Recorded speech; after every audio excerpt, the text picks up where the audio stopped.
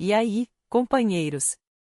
Hoje à noite vamos mergulhar na disciplina implacável e no rigor espartano da Legião Romana, uma máquina de guerra que conquistou metade do mundo conhecido e nos deixou de herança sandálias resistentes, estradas retas e a arte dramática de gritar em latim enquanto se crava uma espada no inimigo. Antes de se acomodar, porém, faça um favor a si mesmo, reserve um segundo para curtir esse vídeo e se inscrever no canal, mas só se realmente valer a pena o que você encontra por aqui. E não se esqueça de deixar nos comentários de onde está assistindo e que horas são aí. Sempre é fascinante ver como esse conteúdo atinge cantos tão distantes do planeta. Agora, sem mais delongas, embarquemos juntos nessa jornada. Acha mesmo que aguentaria o tranco de ser um legionário romano? Que fofo! É como se um gatinho tentasse resolver um problema de cálculo diferencial. Antes mesmo de sonhar em ser perfurado por uma lança em batalha, você teria que sobreviver ao recrutamento, a versão romana de um reality show, onde o único talento que importava era parecer capaz de carregar um burro morro acima enquanto sangra pelos poros. Primeiro passo: apresentar-se nu da cintura para cima diante do recrutador, peito estufado, sonhos nas alturas. Ele já viu milhares de torsos e, impassível, examina seus dentes não para elogiar seu sorriso, mas para garantir que você conseguirá mastigar pão duro infestado de larvas sem desmaiar. Pé chato. Descartado. Braços finos como galhos. Descartado. Medo visível de violência? Encantador, mas também descartado. Altura contava. Resistência contava. Um rosto que não gritasse um por favor, não me machuque era um bônus e tanto. Se passasse nesse teste, você era considerado um apto, ou seja, na linguagem romana, provavelmente não morrerá nos primeiros 5 minutos. E então vinha o juramento. Não a Roma, não. A seu comandante, um homem que provavelmente não sorria desde a última vez que viu alguém ser crucificado. Esse juramento não era brincadeira. Quebrá-lo não rendia uma advertência escrita. Rendia surras, torturas ou a decimação, um termo que soa como tática militar, mas na verdade significava que seus próprios companheiros de pelotão o espancariam até a morte para elevar o moral das tropas. Ainda aqui. Ótimo. Então assine o contrato, troque sua juventude por uma túnica suja e prepare-se para 25 anos de dor nas costas, valas cavadas sob chuva e gritos de homens com bigodes excessivamente bem cuidados. Isso se chamava honra. Cidadãos romanos faziam fila para ter esse privilégio. Alguns até sorriam. Falavam em aventura, falavam em glória. A maioria não sobrevivia tempo suficiente para formar a segunda bolha nos pés por causa das sandálias. E não pense que ser cidadão romano tornava as coisas mais fáceis. Na verdade, tornava o serviço obrigatório. Se você fosse pobre romano, parabéns, o legião era seu destino, seu terapeuta e seu algoz. Claro, se não fosse cidadão, também poderia se alistar. Só seria chamado de auxiliar, ganharia menos e seria jogado na linha de frente como isca humana para testar a resistência inimiga. E isso era só o processo de inscrição. Supondo que você passou. Parabéns, agora é um legionário. Uau! Agarre-se, porque começa a diversão de verdade, a sistemática anulação da sua individualidade. Esqueça seu nome. Você não é mais o João, o Maria ou aquele cara com o abdominal definido. Agora é apenas um maior soldado, ou, em termos mais precisos, uma pambulante com crises de ansiedade. Sua nova identidade? Correias de couro, placas de bronze e o cheiro de algo que morreu dentro das suas botas semana passada. O corte de cabelo? Um porte padrão, uma tragédia estética. A roupa? Tamanho único, que não servia em ninguém. Todos vestidos igual, marchando igual, sangrando igual. Quer se expressar? Maravilhoso. Pode piscar em código Morse durante a inspeção. Não havia moda na legião, só uniformidade. Seus novos melhores amigos? 50 homens suados em túnicas idênticas, tão infelizes e intercambiáveis quanto você. Ser diferente era uma ameaça. Ser único, suspeito. Sorria demais. O centurião poderia achar que você estava planejando uma rebelião ou, pior, que estava feliz. Dormia em uma barraca com outros 7 soldados, empilhados como camadas de uma lasanha mal cozida. Um ronca, todos sofrem. Um solta um pum, todos questionam suas escolhas de vida. E o equipamento? Não era opcional. Gladius, espada curta para estocadas precisas. Scutum, escudo gigante. Pilum, lança para arremesso. Sem contar a panela, a pá, sandálias reservas e os últimos resquícios de sua vontade de viver. Tempo livre? Ah, você quer dizer aquelas 2 horas entre cavar trincheiras e fazer guarda sob temporal? Aproveite com sabedoria, pode polir sua armadura ou chorar silenciosamente na água azeda que chamavam de vinho. A disciplina não era apenas incentivada, era uma religião. Um errava, todos pagavam. Isso criava o que os romanos chamavam de ancoesão e os psicólogos modernos chamariam de trauma coletivo. Quer dar sua opinião? Que bonitinho! Guarde para si, a menos que goste de correr em círculos com a armadura completa enquanto um centurião xinga sua mãe em latim arcaico. Você não era mais um ser humano. Era uma engrenagem na máquina de guerra de Roma, uma máquina que não tolerava ferrugem, hesitação ou brilho excessivo. Especialmente o brilho. Quando terminassem de moldá-lo, nem sua própria mãe o reconheceria. Embora, pensando bem, provavelmente ela ainda perguntaria por que sua túnica cheira a pés podres. Falando no centurião, esse era seu comandante, seu treinador pessoal, seu especialista em disciplina e, ao mesmo tempo, uma tempestade em forma humana.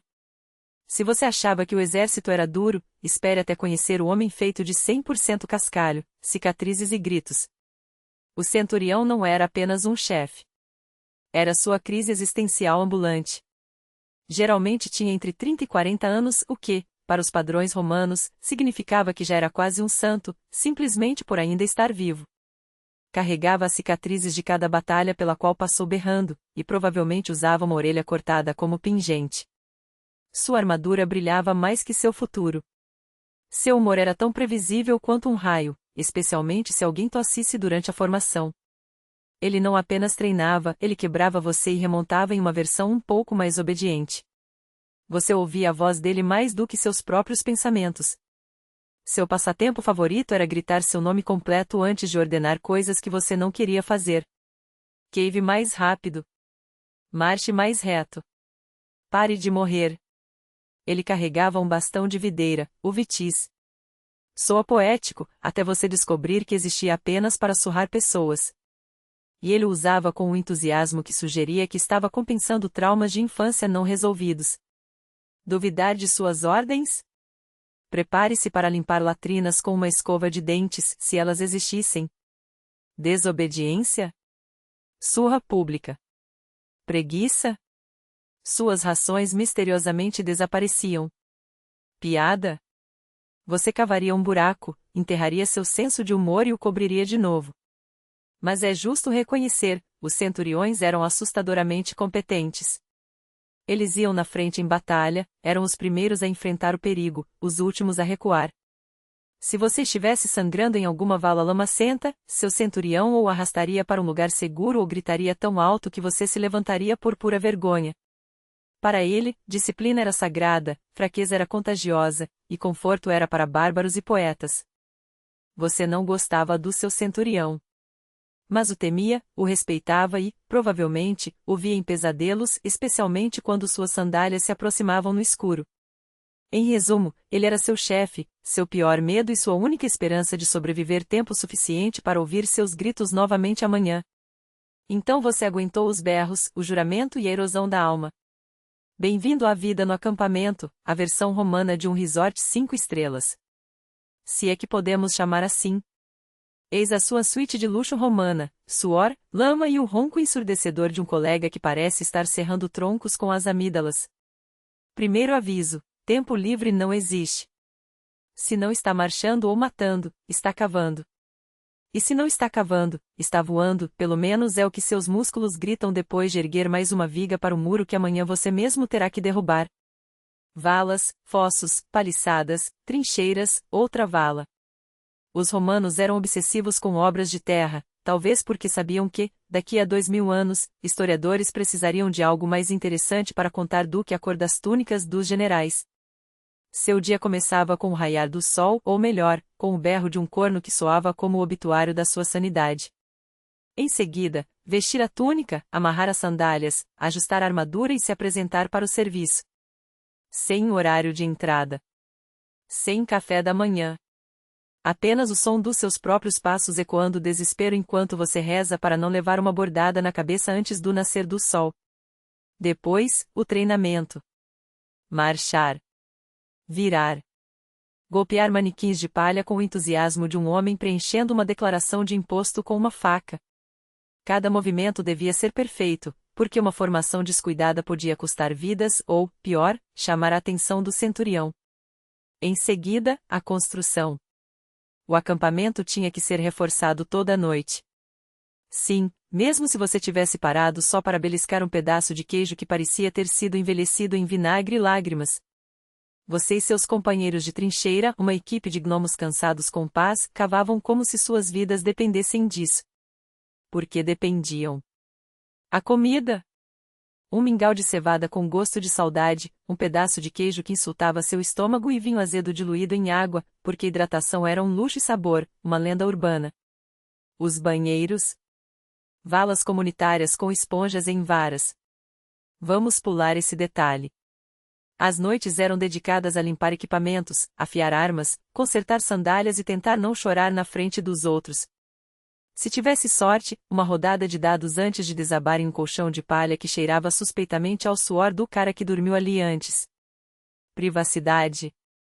Zero. Conforto? Menos ainda. Calos? Uma coleção de luxo. Isso não era descanso. Era apenas o período em que você não estava marchando. E mesmo assim, tinha que ficar atento ao rugido do centurião ecoando pelo acampamento como um trovão com ressaca. Se você achava que servir na legião era sobre batalhas heroicas e discursos épicos, surpresa, era principalmente marchar. Tanto que, no fim do serviço, suas pernas teriam opinião própria e ela não seria amigável. Um legionário romano percorria de 20 a 30 quilômetros por dia, muitas vezes com equipamento completo, que pesava uns 40 quilogramas, mais ou menos o mesmo que sua vontade de viver. Isso incluía armadura, escudo, espada, 2 dardos, capa, panelas, rações, estacas para a tenda e toda a bagagem emocional que você trouxe de casa. Chamavam isso de ancarga de mula. E adivinha? Você era mula. O ritmo era brutal. Não era um passeio pelo campo, mas uma marcha rítmica e implacável, projetada para eliminar qualquer um que ainda tivesse joelhos. A cada quilômetro, alguém tropeçava, ficava para trás ou de repente lembrava que esqueceu de nascer filho de senador. As pausas, tecnicamente, existiam apenas o tempo suficiente para engolir um gole d'água, enfiar uma colher de mingau na boca e amaldiçoar todas as escolhas que o levaram até ali. Depois, era voltar à estrada, aquelas estradinhas romanas retas como um dogma, porque os generais achavam que curvas eram para covardes e poetas. E então, no final de cada marcha, você tinha que montar um acampamento fortificado. Isso mesmo, marchar o dia todo e depois cavar, martelar e amarrar como se estivesse em um reality show de reformas extremas, só que sem prêmios, com um único espectador, seu centurião, de braços cruzados, julgando sua alma com o olhar, e 0 chances de ser eliminado. Calos padronizados. Unhas perdidas. Quase um ritual de passagem. Colegas adormecendo em pé durante a marcha? Mais comum do que deveria. Tropeçou? Gritaria. Reclamou? Deboche. Fingiu uma lesão? O médico lhe daria um tapa com a concha e o mandaria de volta para a fila. Mas os romanos não reclamavam porque eram estoicos. Eles não reclamavam porque não tinham fôlego para isso. Reclamar era gastar energia, e toda a sua já tinha sido sugada pela tarefa de não desabar de face no cascalho. Então, se você entrou para a legião atrás de glória, saiba, passaria a maior parte do tempo caminhando até o lugar onde a glória supostamente acontecia, torcendo para que ela não tivesse ido embora antes de você chegar. Parabéns! Depois de horas marchando com um fardo mais pesado que sua autoestima, você ganhou o privilégio de treinar naquilo que provavelmente o mataria. O treinamento de combate no exército romano era o lugar onde seus sonhos de heroísmo iam morrer, de preferência em um ambiente controlado, sob o olhar atento de um homem com uma ruga permanente entre as sobrancelhas e uma vara na mão. Primeira lição, seu amado Gladius. Aquela espada curta com a qual você imaginava se movimentar com elegância, como nos filmes. Esqueça. Não era para cortar. Não, não. Era para espetar. Direto nos pontos macios, virilha, prioridade, pescoço, delícia, axilas, opcional, mas eficiente.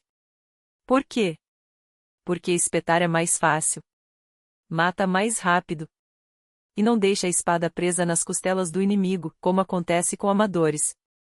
Os romanos eram práticos, frios, eficientes e profundamente indiferentes a qualquer coisa que não fosse resultado. Você treinava espetando troncos de madeira, os pila, manequins que, na verdade, eram toras disfarçadas de bárbaros.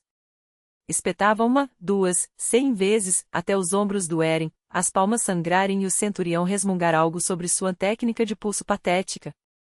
Depois, os exercícios com o escudo. O scutum era enorme, quase uma parede portátil, e era isso que você deveria fazer com ele: bloquear, empurrar, formar muralhas de escudos. Era divertido até alguém levar uma quina no nariz e cair de cara na lama. Então vinham os esparramentos. Você lutava contra outros recrutas com espadas de madeira, carregando toda a raiva reprimida de semanas sem privacidade nem mesmo no banheiro.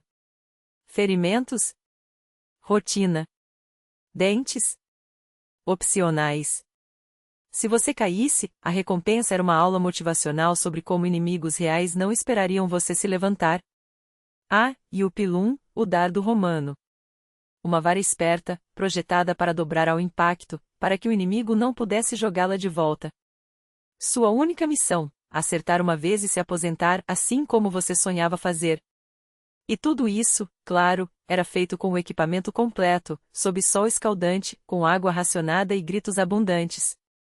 Você treinava todos os dias, porque um dia seria enviado para Gália, a Dácia ou algum outro cantinho onde a hospitalidade local era demonstrada com machados. Depois de todas as marchas, das espetadas em troncos e dos olhares de desprezo do centurião, finalmente chegou aquele dia. Sua primeira batalha real. As pernas tremiam. O estômago parecia um saco de serpentes. Melhor não pensar no que estava acontecendo abaixo da cintura. À sua frente, o inimigo, talvez uma horda peluda uivando como se tivesse pisado em um lego, ou cavaleiros com espadas tortas e um ódio pessoal por almas perdidas. De qualquer forma, eles pareciam assustadores, cheiravam a cabra e, detalhe encantador, te odiavam. O centurião dá o sinal. Você deve se alinhar perfeitamente. Segurar o escudo como se sua vida dependesse disso, porque depende. E avançar, tentando não lembrar se atualizou seu testamento. Formação testudo, escudos em todos os lados, escudos por cima. Deveria protegê-los de flechas e protegia, mas também os transformava em um sanduíche metálico suado e barulhento com você no meio. As flechas caem. Você ouve os impactos nos escudos, os gritos, o ocasional gemido abafado. Ops! Ainda assim, continua avançando, passo a passo, rezando para todos os deuses que conhece e inventando alguns novos no processo. E então, o choque. Gritos. Metal. Caos. Seu treinamento entra em ação, mais ou menos. Você espetava com gladius, tentando encontrar um espaço macio entre as armaduras enquanto evita levar um golpe na cara. O cara ao seu lado cai. Você não tem tempo para... Não há tempo para respirar, muito menos para piscar. O ar é espesso com pó, sangue e a compreensão repentina de que nada disso se parece com os manequins de treinamento. O inimigo grita algo incompreensível, mas a mensagem é clara: não há negociação. Seu centurião passa como um furacão, esmagando um crânio com a mesma indiferença com que se esmaga um ovo, e berra: mantenham a formação. Como se isso fosse uma opção, enquanto você tenta desesperadamente não perder um braço. Depois do que parece uma eternidade, ou talvez apenas uma hora, sou o corno, recuo, avanço. Não importa. Você está vivo mais do que esperava 15 minutos atrás. E ao voltar para a formação, ensanguentado, exausto e com um ou dois ossos rangendo, uma verdade o atinge como uma lança nas costas: amanhã será tudo de novo. Parabéns! Você sobreviveu ao seu primeiro combate. Não foi decapitado, pisoteado nem confundido com um alvo de treinamento. Deve se sentir invencível agora. Adorável. Porque no Legião Romana, os verdadeiros perigos começam depois da batalha. Vamos começar pelos ferimentos.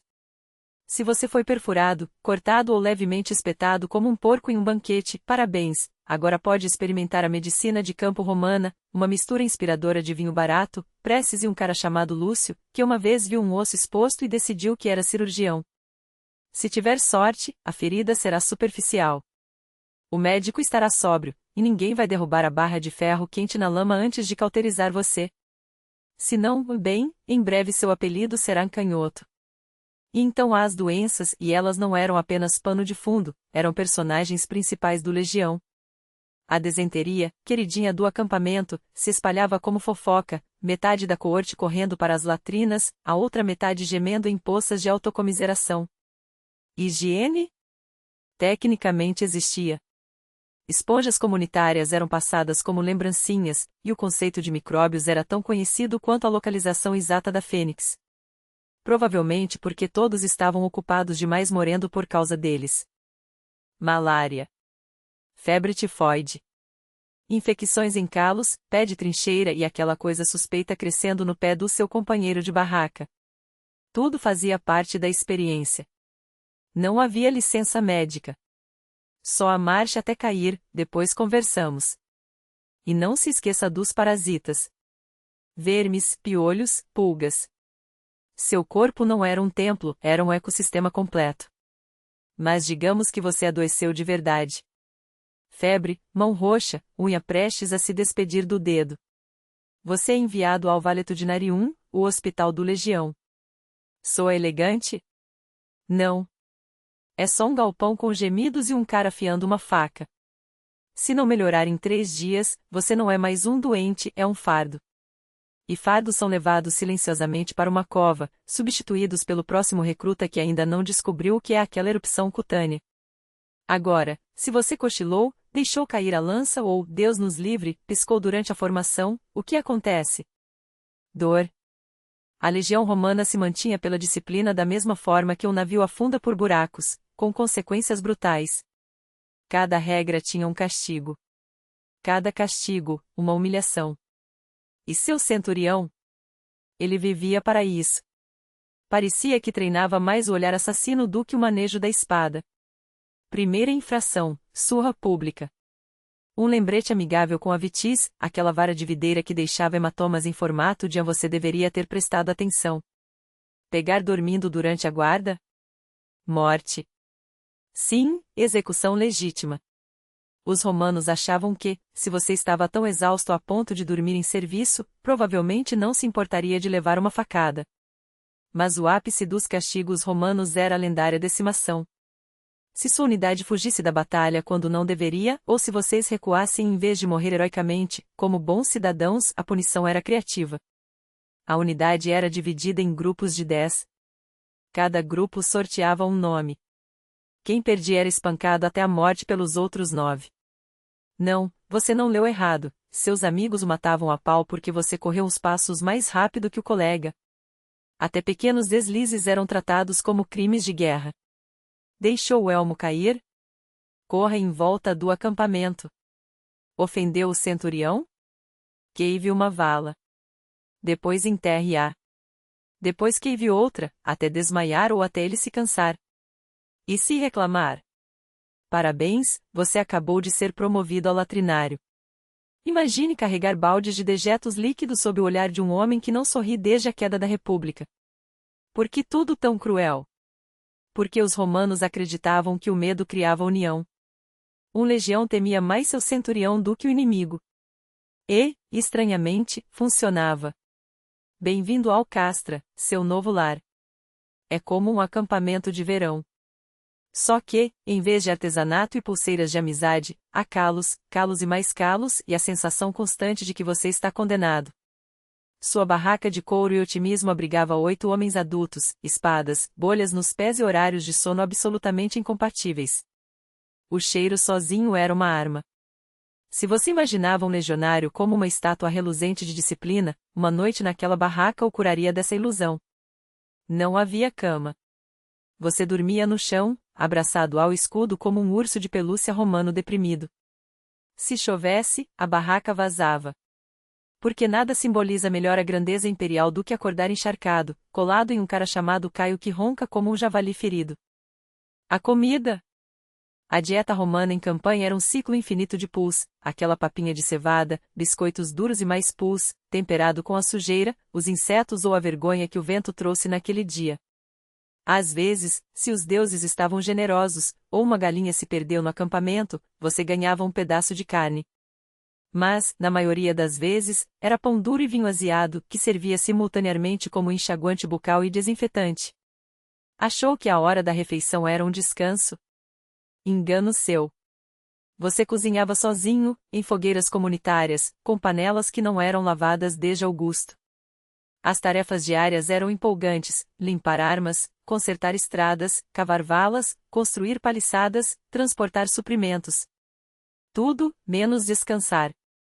E o melhor, você fazia isso depois de uma marcha exaustiva, treinamentos brutais e tentativas de não pegar o fungo estranho que seu companheiro de barraca contraiu na semana passada. À noite, em vez de leitura de pergaminhos, havia guardas noturnas, jogos de dados, que frequentemente terminavam em briga, e, ocasionalmente, um bardo com a flauta mais deprimente da história. Sem esquecer a inspeção noturna do centurião, quando ele olhava para sua armadura como se ela tivesse insultado sua mãe. Mesmo assim, alguns se acostumavam. Havia um ritmo nisso. Uma camaradagem forjada no sofrimento compartilhado, nas risadas do novato que tentou se lavar com vinagre gelado. Por semanas, você acreditava ser a espada da civilização, o punho da ordem, o homem de sandálias do lado certo da história. Até perceber que o inimigo não recebeu o memorando. Para eles, você não era um herói, era um invasor, um cobrador de impostos armado. Você chegava sem convite, queimava colheitas, insultava seus deuses e exigia tributos, enquanto jurava que era pelo bem comum. Por algum motivo, eles não apreciavam. Tome os gauleses, por exemplo. Para Roma, eram bárbaros de higiene duvidosa e bigodes exagerados.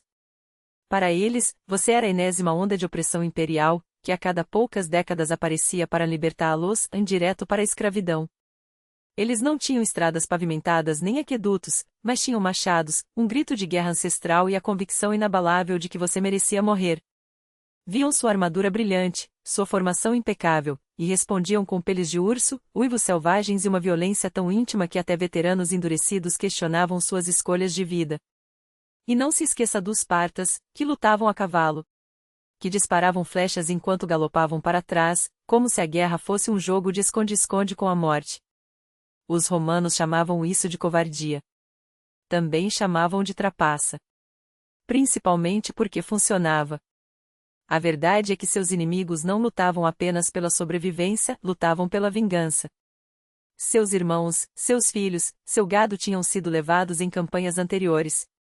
Eles passaram anos afiando não só as lâminas, mas o ódio. Não seguiam regras, não respeitavam seu código de batalha. Escondiam-se nas florestas, armavam emboscadas em comboios e atacavam pelas costas enquanto você tentava aliviar a bexiga atrás de uma árvore. Nenhuma regra, só lama, sangue e o desejo muito pessoal de ver suas entranhas decorando o chão. E se fosses capturado? Melhor não pensar nisso. Confie em mim, ninguém ali tinha lido a Convenção de Genebra. Talvez te exibissem como troféu, te obrigassem a cavar sua própria cova ou te oferecessem em sacrifício a um deus com chifres demais para ser saudável. Então, se você os via como bárbaros, saiba que eles te viam como um monstro, o símbolo ambulante da opressão, da arrogância e daquelas marchas irritantes que nunca saíam da cabeça. A história, afinal, é escrita por quem sobrevive. Depois de 25 anos de marchas, sangue, suor e o mero feito de não ter morrido, o que já era considerado uma conquista, você finalmente se aposenta. Ou, como diziam os romanos, bom, pelo menos não te esfaquearam ainda. Vamos à grande promessa, terra. Roma garantia aos veteranos um pedaço de chão nas fronteiras do império. Um cantinho pacífico para plantar oliveiras, resmungar contra a juventude e não levar uma lança na cabeça. Soa bem, não é? Até você descobrir que essa terra muitas vezes ficava em território hostil, cercado por locais que se lembravam muito bem de quando você queimou a aldeia do tio deles. Então seus anos dourados podiam incluir algumas emboscadas extras. Pense nisso como uma aposentadoria com benefícios cardio. E atenção! Ah, a gloriosa recompensa! Se Roma tivesse dinheiro e se seu comandante não tivesse morrido afogado em um pântano antes de assinar os papéis, você recebia uma quantia generosa. Caso contrário, podiam pagar com migalhas de pão, fragmentos de cerâmica ou um aperto de mão firme acompanhado do lembrete de que a glória já é pagamento suficiente. Alguns veteranos viravam segurança particular para políticos corruptos. Outros se tornavam instrutores, maltrando recrutas com o mesmo carinho que receberam um dia. Mas muitos simplesmente desapareciam. O corpo quebrado, as cicatrizes demais, os pesadelos noturnos com tambores de guerra e gritos que nunca mais saíam da cabeça. Dava para reconhecer um veterano do Legião pela mancada, pelo olhar distante e pelo hábito de construir trincheiras em volta da horta. O status social. Ambíguo. Em alguns lugares, você era uma relíquia viva da força romana. Em outros, só mais um velho rabugento que resmungava sobre formação militar no mercado. Mas ei, você estava vivo, e isso já era mais do que a maioria podia dizer. Sobreviver a batalhas, doenças, centuriões e as sandálias mais desconfortáveis da história eram feito. Agora você podia gritar com os netos em latim e, quem sabe, esculpir uma mini gladius de madeira. A vida no Legião Romano oferecia uma certeza acima de todas, a morte era uma companheira constante. E quando você encara a morte de frente todos os dias, ou desenvolve uma espiritualidade profunda, ou uma paranoia crônica. O legionário médio adorava um panteão lotado. Tinha Júpiter para o trovão e a autoridade, Marte para a guerra e fortuna, porque, afinal, você precisava de sorte quando um projétil podia ricochetear no elmo e acertar seu melhor amigo na têmpora. Mas a religião romana não era só culto, era microgerenciamento cósmico. Cada ritual, cada sacrifício, geralmente de algum animal peludo e infeliz, tinha que ser feito direito. Antes da batalha, os álgures cortavam uma pobre criatura aberta e examinavam suas entranhas. Se o fígado estivesse bem posicionado e a vesícula não parecesse um aviso de desastre, os deuses provavelmente estavam do seu lado. Provavelmente. Os legionários tinham seus próprios espíritos protetores. O Genius Legionis era uma espécie de mascotinho divino da unidade, só que, em vez de um boneco fofo, era uma presença sobrenatural que julgava a cada um de seus passos. E então vinham as superstições: nunca calçar a sandália esquerda antes da direita, não afiar a espada em dia de mau presságio, e se um corvo grasnasse enquanto você engraxava a armadura, era melhor começar a cavar sua cova e reservar o espaço. Os sonhos eram levados a sério. Sonhar com fogo? Triunfo. Sonhar com ratos? Traição. Se sonhasse com um centurião sorrindo, você já estava morto, só não tinha percebido ainda. E nem comece a falar dos presságios: pássaros voando na direção errada, um trovão no momento inadequado, alguém espirrando 3 vezes seguidas. Tudo isso eram sinais de que Júpiter estava entediado e prestes a arruinar seu dia. Isso tudo garantia proteção? Não. Mas tornava a morte um pouco menos assustadora se você acreditasse que os deuses tinham aprovado pessoalmente seu rosto como alvo de machado. Para alguns, essa fé dava coragem. Para outros, era só mais um motivo para olhar por cima do ombro, porque, no Legião Romano, até as divindades mantinham contabilidade de mortes. Você não se alistou pela glória. Se alistou porque o recrutador prometeu pão, moedas e a vaga esperança de não morrer de fome. Mas uma vez dentro, você virava uma engrenagem na máquina da glória romana. Se sobrevivesse a uma batalha, não esperasse uma medalha ou uma túnica comemorativa. Em vez disso, ganharia um discurso, geralmente proferido de um palanque improvisado por algum general cujas sandálias só se sujaram uma vez, quando escorregou nas termas.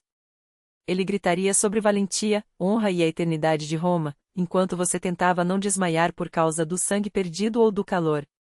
Sua parte era aplaudir, assentir e, sob nenhuma circunstância, mencionar que o melhor amigo teve a cabeça decepada por uma lança 5 minutos depois do início do combate. Mas em Roma a história era outra. Lá, você era um herói, enquanto outra pessoa contava sua história.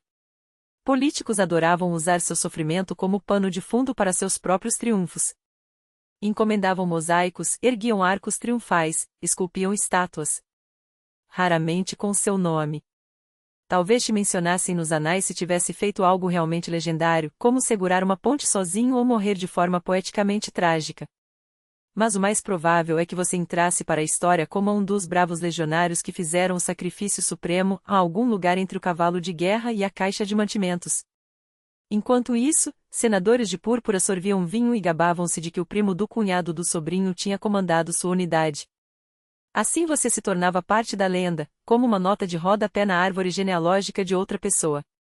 O público adorava histórias de vitórias romanas, especialmente na versão dos poetas, que nunca tinham posto os pés em um campo de batalha.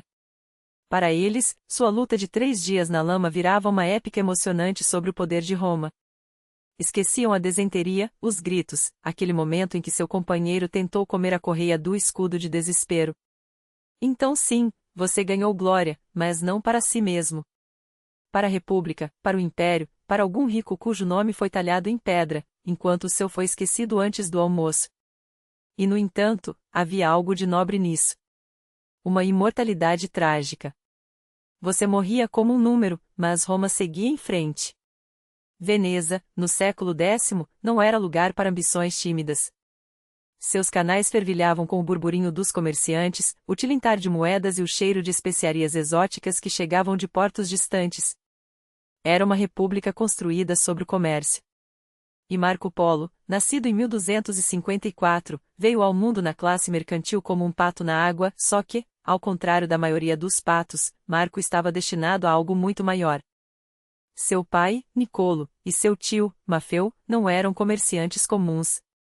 Não se limitavam a regatear sedas na Rialto ou a contar moedas em armazéns úmidos. Eles eram homens que transformavam rotas comerciais em epopeias, que vestiam seda como armadura e carregavam mapas como se fossem chaves para portais secretos. Quando Marco ainda engatinhava, eles já haviam desaparecido rumo ao Oriente, engolidos pela lenda antes mesmo que o menino aprendesse a pronunciar seus nomes. E quando reapareceram em Veneza, em 1269, não trouxeram brinquedos de madeira ou doces de Damasco. Trouxeram algo muito mais perigoso, uma promessa. Marco, então com 15 anos, já não era criança que choramingava pelos cantos do palácio familiar. Era um adolescente de olhos ardentes, com perguntas que cortavam o ar como adagas. Por que o céu é azul em Veneza e amarelo nas estepes? Por que os mercadores árabes escrevem da direita para a esquerda? Como um homem pode governar metade do mundo sem nunca ter visto seu próprio rosto? Seus pais poderiam ter lhe dado um cavalo de madeira. Em vez disso, lhe entregaram um destino embrulhado em couro de camelo e tinta de safrão. Vamos voltar para a corte de Kublai Khan, disseram-lhe, como se fosse um passeio até Murano. E você vem conosco. Imagine, você tem 17 anos. Sua maior aventura até então foi roubar figos do jardim do vizinho. E de repente, 2 homens de barba grisalha, com cicatrizes de sol e vento no rosto, olham para você e anunciam: arrume suas coisas. Vamos a pé até a China. Sem navios. Sem garantias. Só cavalos, areia e a esperança de que seus ossos não branqueiem no deserto. Era uma loucura. Marco não falava mongol. Não era diplomata. Não sabia empunhar uma espada além do necessário para cortar pão. Mas tinha algo que nenhum mestre de Veneza poderia ensinar, uma curiosidade que queimava mais que o sol do Saara. E assim, em 1271, o jovem Polo deixou para trás os canais de sua cidade, não como um fugitivo, mas como um homem que finalmente encontrou sua vocação, mesmo que essa vocação o levasse direto para a garganta do desconhecido. Não eram soldados. Não eram missionários. Eram comerciantes com sede de mundo, ou talvez loucos com sorte. Veneza lhes dera ofício, a estrada lhes daria um império de histórias. Antes de se lançarem ao abismo, porém, fizeram uma parada estratégica, o Vaticano. Porque, é claro, se você vai enfrentar o maior império da Terra, melhor levar consigo um pouco de bênção divina e alguns presentes diplomáticos. O Papa Gregório X lhes entregou óleo sagrado de Jerusalém e cartas para Kublai Khan, como se papel e azeite pudessem apaziguar um homem que comandava exércitos capazes de escurecer o céu com suas flechas. Mas os Polo não eram tolos. Sabiam que, no jogo do poder, até os símbolos mais frágeis podem se tornar escudos. E então começou a verdadeira prova. rumaram para o norte, em direção à Armênia e à Pérsia, onde o deserto não era apenas um lugar, mas um verdugo. Areia que queimava através das sandálias. Ventos que arrancavam a pele dos lábios. Montanhas que pareciam dentes de um gigante adormecido, pronto para triturar os imprudentes. E os bandidos, os bandidos. Homens que espreitavam como hienas entre as rochas, para quem uma garganta cortada era apenas o preço de um bom negócio. Se a paisagem não te matasse, os salteadores fariam questão de terminar o serviço. Mas Marco não apenas sobreviveu. Ele floresceu. Absorvia tudo como esponja sedenta, os zoroastrianos da Pérsia, com seus templos de fogo eterno, os mercadores uzbeques que negociavam com moedas perfuradas, os nômades que bebiam leite de égua fermentado sem pestanejar. Aprendeu que a hospitalidade nas estepes era uma questão de vida ou morte, recuse um chá, e você recusa a própria sobrevivência. Aprendeu que o silêncio às vezes falava mais que qualquer língua. A rota da seda não era uma estrada. Era um labirinto de caminhos traçados por caravanas de sonhos e desesperos, onde cidades surgiam como miragens e Yazd, com suas torres de vento que pareciam sibilos de gênios aprisionados, Ribal, onde os bazares transbordavam de lâmpadas de cobre, especiarias que faziam os olhos lacrimejarem e sedas tão leves que pareciam tecidas com fios de nuvem. E os camelôs. Deus, os camelôs. Animais teimosos, flatulentos, que cuspiam com desdém e pareciam conspirar para deixar cada homem mais louco que o outro. Se Marco alimentava alguma fantasia romântica sobre aventuras, ela morreu afogada em saliva de camelo, desenterias e noites em que o frio do Pamir roubava o fôlego como um ladrão. Mas ele seguia. Subiram pelo teto do mundo, onde o ar era tão rarefeito que cada respiração parecia uma negociação com a morte. Onde o vento uivava como se carregasse as vozes dos que haviam falhado antes deles. Marco emagreceu, seus músculos endureceram como couro curtido, e seus olhos aprenderam a ver além do óbvio. Quando finalmente atingiram as fronteiras do Império Yuan, ele já não era mais o filho de um mercador. Era um homem que falava 3 línguas, conhecia o gosto da água podre e da hospitalidade forçada, e carregava no peito o mapa de um mundo que a Europa nem sonhava que existia. E então, depois de 3 anos de poeira, fome e noite sob estrelas que pareciam rir de sua audácia, eles chegaram. Chandu. A cidade proibida de Kublai Khan não era um castelo. Era um sonho de mármore e seda, erguido no meio do nada como um desafio aos deuses. Pavilhões dourados brilhavam sob o sol da Mongólia. Guardas com armaduras de escamas montavam cavalos que pareciam esculpidos em ébano. E no centro de tudo, o próprio Khan, neto de Gengis, senhor de um império que se estendia do Pacífico ao Mar Negro, um homem que colecionava sábios como outros colecionam joias. E ele os recebeu não como súditos, mas como velhos amigos. Por quê? Porque Kublai Khan não queria ouro. Ele queria histórias. E Marco Polo, o jovem venediano que chegará fedendo a suor e poeira, tinha exatamente isso para oferecer. Suas palavras sobre a Pérsia, sobre os costumes armênios, sobre as especiarias de Samarcanda, fluíam como mel, e o Khan, ávido como um dragão sobre um tesouro, ouvia tudo. Assim, sem cerimônias excessivas, o filho de um mercador se tornou um emissário da corte mais poderosa do mundo. Marco não ficou sentado em almofadas bordadas. Kublai o enviou em missões pelos confins do império, Yunnan, onde as montanhas pareciam tocar as nuvens, Sichuan, com seus campos de arroz em terraços que desafiavam a gravidade, até mesmo além das fronteiras, em terras que um dia seriam chamadas de Mianmar e Vietnã. Ele viu o papel moeda circular como sangue pela economia do Khan, uma magia que fazia o ouro europeu parecer brinquedo de criança. Viu estações de correio onde cavalos frescos aguardavam a cada 40 quilômetros, um sistema tão eficiente que fazia os mensageiros venezianos parecerem tartarugas. Cidades com milhões de habitantes, ruas limpas, esgotos que funcionavam, enquanto em Paris, os nobres ainda jogavam seus dejetos pela janela. E Marco anotava tudo. Não em pergaminhos, ainda, suas memórias ardiam vivas em sua mente, esperando o momento certo para explodir sobre o mundo. Porque o que ele via não era apenas exótico. Era revolucionário. A capital, Cambali, o que hoje chamamos de Pequim, era uma bestialidade de grandeza, tão vasta que um cavaleiro podia galopar por dia sem avistar seus limites. Ruas largas o suficiente para 10 homens marcharem lado a lado. Mercados onde se vendia de tudo, desde jade até tigres vivos. Um sistema de armazéns estatais que garantia que ninguém morresse de fome, enquanto na Europa, os camponeses ainda rezavam para que a colheita não apodrecesse. E a comida. Oh, a comida! Marco provou frutas que pareciam joias comestíveis, molhos tão complexos que faziam os pratos venezianos parecerem sopa de peixe podre. Experimentou comis, o leite de égua fermentado que os mongóis bebiam como se fosse água e que ele, educadamente, engolia como se fosse veneno. E então veio o lagman, macarrão esticado à mão, servido em caldos ricos, que fazia seus dedos coçarem com a lembrança das massas que sua mãe preparava em Veneza. Os historiadores ainda discutem se ele trouxe a receita de volta. Marco, provavelmente, apenas riu e pediu mais uma porção. Mas não eram só banquetes e maravilhas.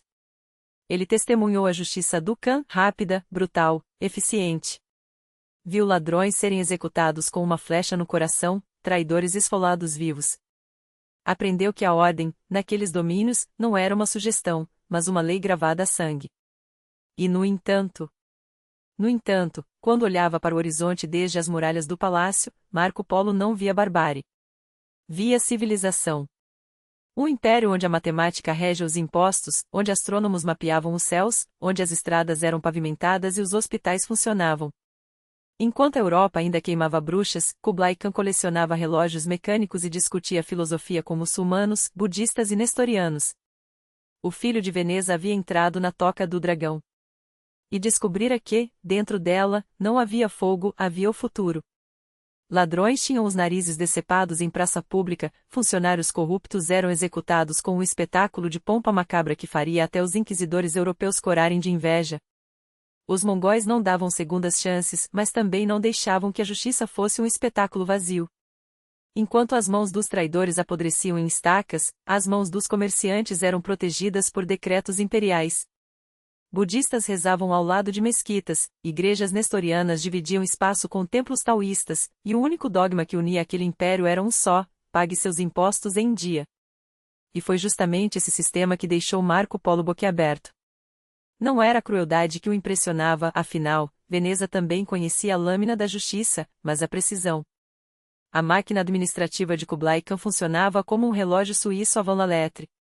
As províncias eram divididas em distritos, cada um com seus inspectores, escribas e coletores de impostos, rotacionados periodicamente para evitar que raízes de corrupção brotassem. O papel moeda, garantido por reservas de ouro, era lei, recusá-lo significava perder não apenas a bolsa, mas a cabeça. Um comerciante que desdenhasse do yuan aprendia, no cadafalso, o custo real da teimosia. Mas o que verdadeiramente hipnotizava Marco era a rede. A cada 25 milhas, estações de correio com cavalos frescos, provisões e leitos para mensageiros exaustos. Um podia cruzar meio continente em semanas, enquanto um mensageiro europeu levaria meses para atravessar um único reino, se é que chegasse vivo. E tudo isso sem estradas esburacadas ou salteadores a cada curva. Quem ousasse roubar uma carta imperial descobria, em poucas horas, que a justiça mongólica não conhecia fronteiras. No entanto, o que mais o marcaria não eram os números, mas os rostos. O grande Khan não governava apenas com mongóis. Persas administravam as finanças, árabes projetavam aquedutos, e chineses desenhavam mapas estelares, até europeus, como os próprios Polo, tinham lugar à mesa. A única moeda de troca era a competência. Um astrônomo muçulmano valia mais que 10 generais incompetentes, um engenheiro chinês, mais que uma legião de soldados. Enquanto a Europa afogava-se em disputas teológicas sobre quantos anjos cabiam na cabeça de um alfinete, Kublai Khan perguntava: como fazemos para que a água chegue ao deserto? Para Marco, era uma revelação. Não apenas pela grandiosidade, mas pela lógica. Um mundo onde mérito falava mais alto que sangue, onde a curiosidade era moeda corrente e onde até um estrangeiro de 21 anos, sem título, sem exército, sem nada além de uma mente ágil, podia ascender aos círculos do poder. O Khan, esse gigante que equilibrava a espada do conquistador com a pena do administrador, não era apenas o homem mais poderoso da Terra. Era um alquimista, transformava a causa em ordem, desertos em rotas comerciais, inimigos em aliados. E Marco, o filho de um mercador veneziano, tornará-se seu olho no terreno. Sua função na corte nunca foi estática. Um dia, era diplomata, negociando com príncipes rebeldes nas estepes, e no outro, galopava pelas colinas de Yunnan para inspecionar minas de prata ou verificar se os coletores de impostos não estavam roubando mais do que recolhendo. Às vezes, nas missões que ninguém mais queria, vestia-se como um camponês local, misturando-se aos mercados para ouvir os sussurros de traição antes que eles se tornassem gritos. Como um jovem estrangeiro conquistara tamanha confiança no coração do império mais temido do mundo?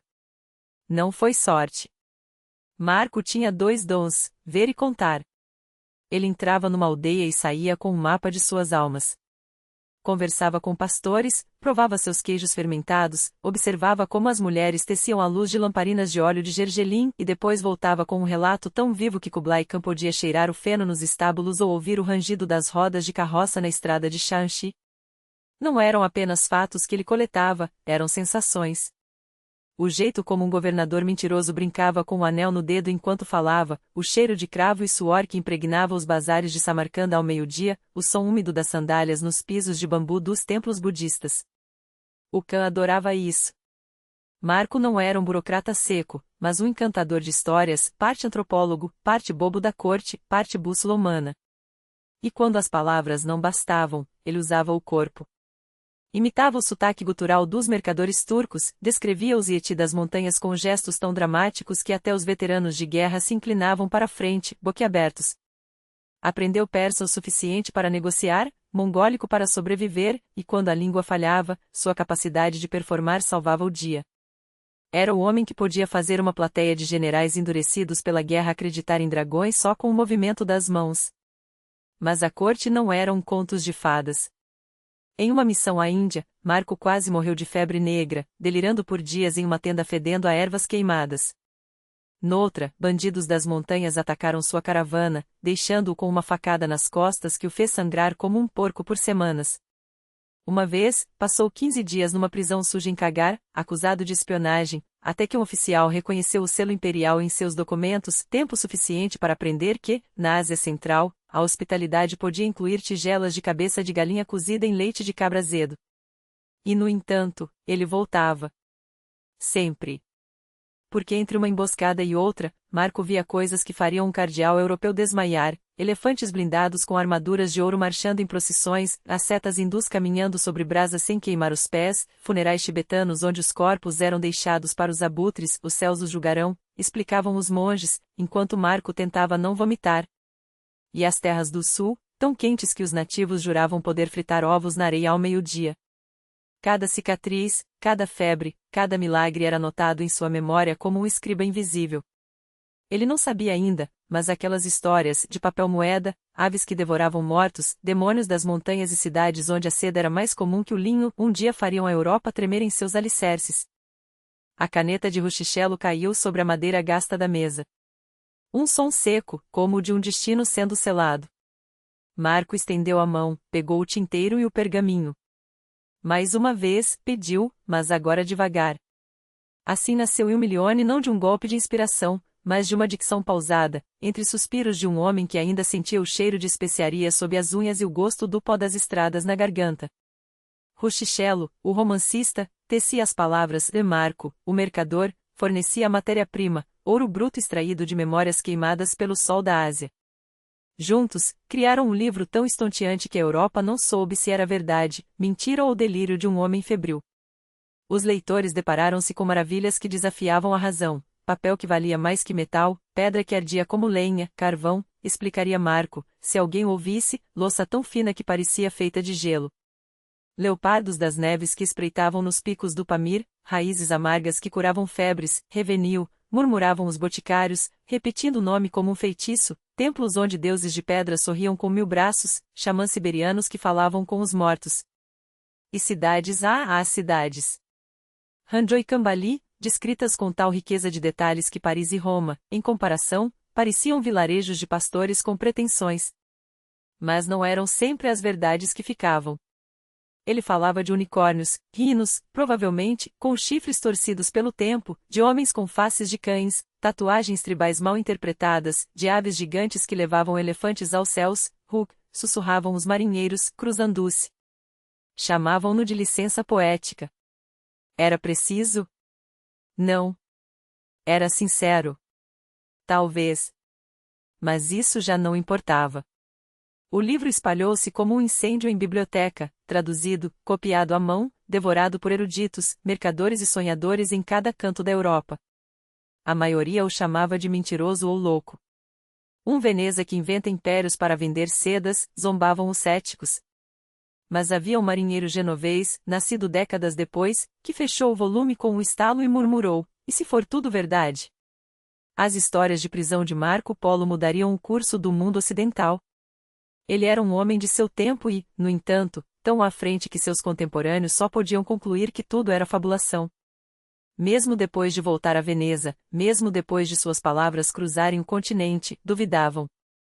Falava de cidades maiores que qualquer coisa na cristandade, de pedras que queimavam como tochas, carvão, repetia, exasperado, de palácios cobertos de ouro, de povos que se banhavam diariamente. Este último detalhe, sozinho, suficiente para escandalizar um europeu medieval, que via na água um luxo quase pecaminoso.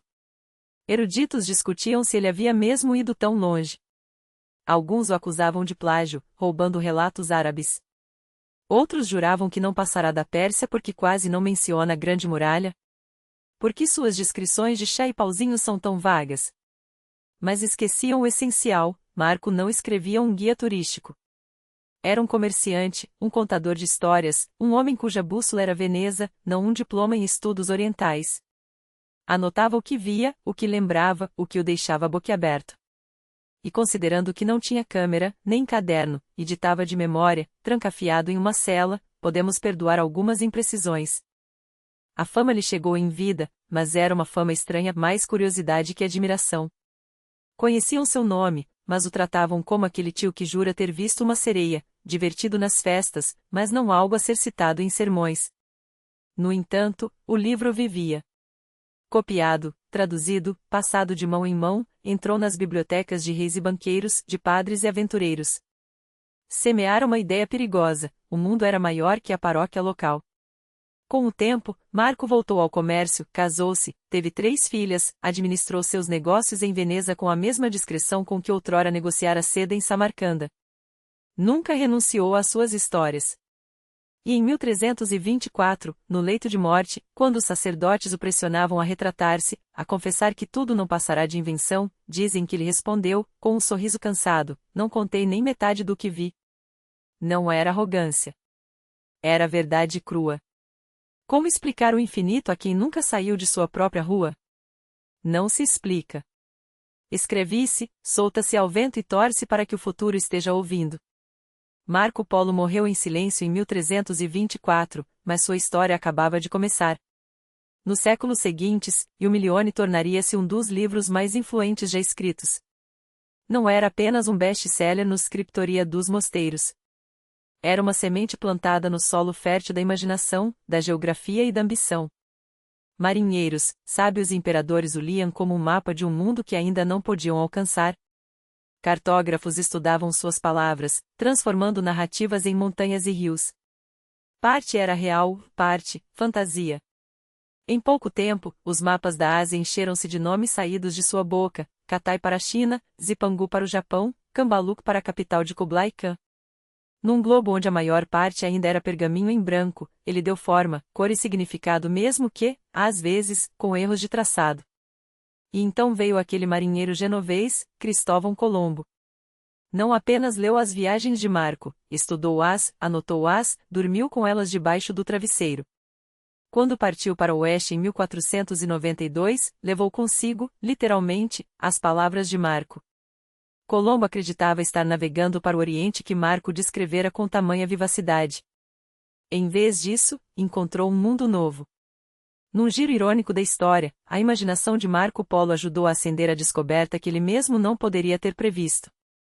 Mas o legado não se mede pela precisão, e sim pelo impacto. Ao descrever religiões desconhecidas, culturas exóticas e povos distantes, mesmo através da lente europeia, ele abalou sua época.